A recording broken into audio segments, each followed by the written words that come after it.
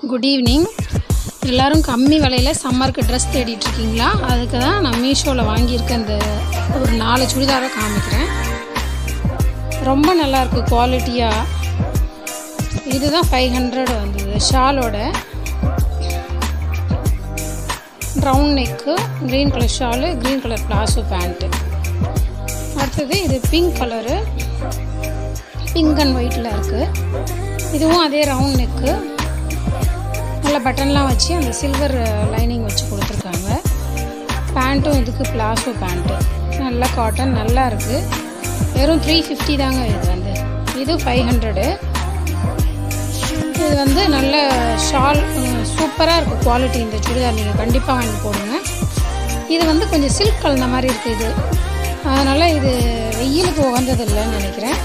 இதுவும் சூப்பராக இருக்குது. கலர் லைட் கலராக கொடுத்துருக்காங்க. தேங்க்யூ.